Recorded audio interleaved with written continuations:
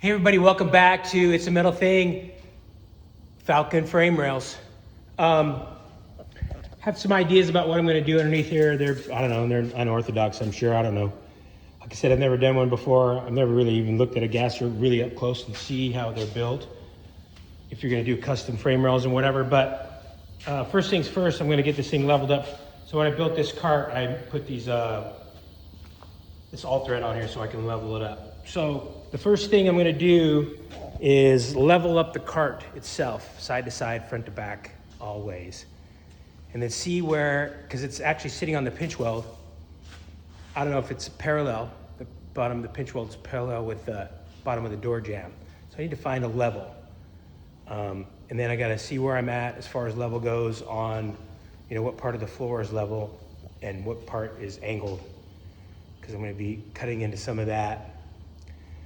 So I'll figure it out as I go. The original plan was to tie into the existing frame rails into what I bought, and that determined the material I got, but that's even changed a little bit, but I'm still gonna use this material. So anyway, let's get going.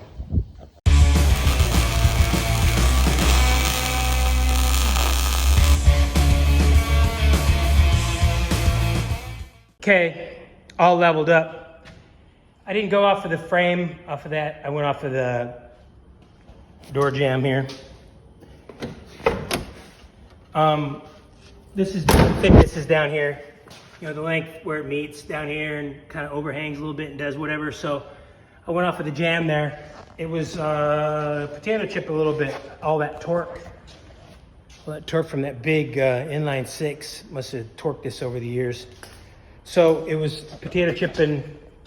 So I sunk a 1/2 inch anchor in the ground and I was able to suck it down. It's not that much, it's just maybe 100 pounds maybe.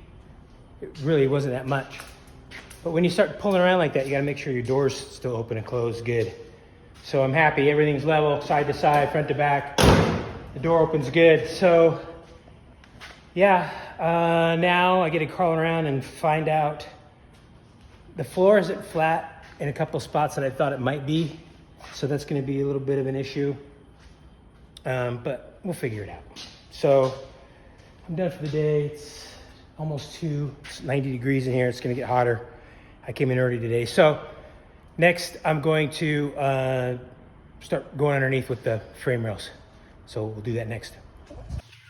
All right, time to start working on this thing, making a frame for it, finally moving forward. It feels, I've been moving forward, cleaning and blasting and fixing stuff is forward movement, but it just doesn't feel like it. So today, working on the frame. I've thought about this, how I'm gonna do it.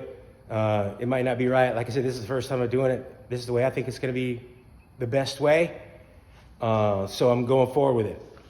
I have some 2.5 by 5 3/16 wall tube. I know it's huge, but I have a reason for that.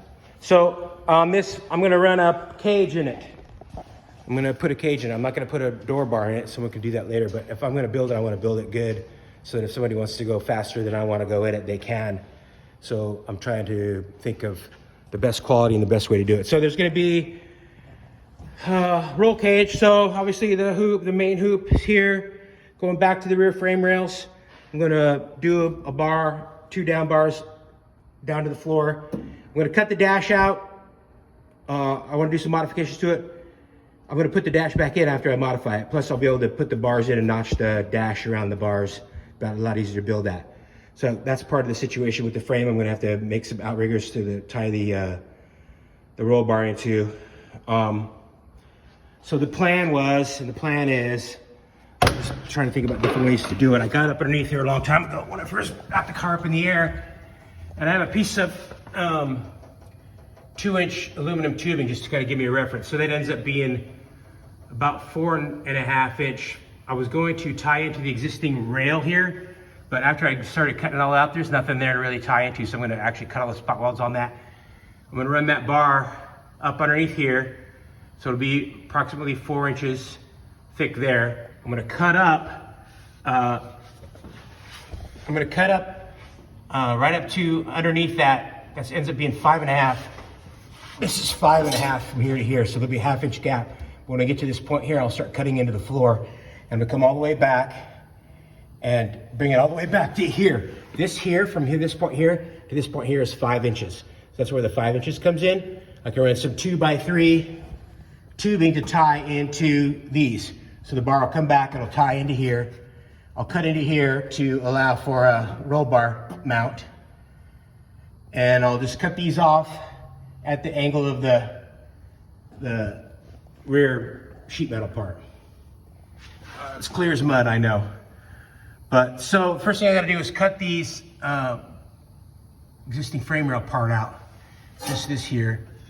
And so I'm gonna get the spot weld cutter, I'm gonna cut all that out, and then I'm gonna put the tubing underneath here, get it all leveled up, and square it up and space where I want it. And then I'll make a little elevated scribe so I can follow the floor. Cut it with a plasma cutter, which will be ugly because that slag gets inside, but anyway. So first things first, cut the existing frame rail out, clean up the floor, get the tubing underneath there. So let's do it. All right, I'm gonna cut these off. So what I'm gonna do is I'm gonna take this cutoff wheel and I'm gonna cut most of this material off. I'm gonna obviously gotta leave that flange, but if you remove all this material, it's easier to get this off with that spot weld cutter. So once that's on there, then you can just kind of peel this back and pull it off as you do the spot weld. It's just the easiest way to do it. So I'm gonna do that. All right, that was an all-day sucker. So I got the frame rails out, the old frame rails. They need to be addressed a little bit. They're gnarly, I'm gonna weld those up, but I wanted to get these frame rails underneath here and get them marked up. So now they are centered in the opening. This cross member is holding the distance, and then they're equal distances on either side up to the rocker panel, interior part of the rocker panel. So the next thing I'm gonna do is I'm going to scribe the bottom of these. Oh, so I measured the width on the front, measured the width on the back, got a reference point off of the rear spring, the forward spring mount, because it's gonna be, pretty critical when they put that together. They want the car to go on straight, so that's a critical dimension. So I just use that as a dimension to measure. So I got it squared up side to side, not so much diagonal, because I'm not worried about that. These pieces are cut long, and yeah, that'll just be part of the situation. So the back is the same width, the front is the same width. They're smashed up in there. Now I have to cut the floor. So part of it is the tubing is going to be cut, part of the floor is going to be cut. So from this surface here on back to here, I'm going to notch this out and lay that tube in there. So the top of my new tube will be just underneath this surface, line up with the same as this frame rail here. And then, so I didn't want the tube obviously sticking up through the floor part. My only concern is possibly if it's sticking up too high, the back of the seat might hit. I like the seats low, but we'll see. So next thing, scribe, pull it out and cut that section out.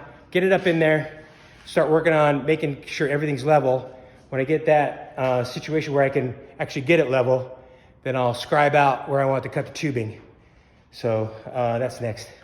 I've been in Alaska for a week and it's been cool. Now it's hot. It's 3 o'clock Saturday. I'm done. I'm gonna watch some midgets race. So cars. All right, so I'll get back on this next. All right, so all the pieces are these two pieces of tubing are put in, squared up. Distance is right. I measured off the rear spring perch there over, and then I got the width of the front end. So what I did was I took a piece of soapstone and I sharpened one side. Then you can lay it on here and you can draw your line and it'll be flush with the outside edge of the tube. So I messed up.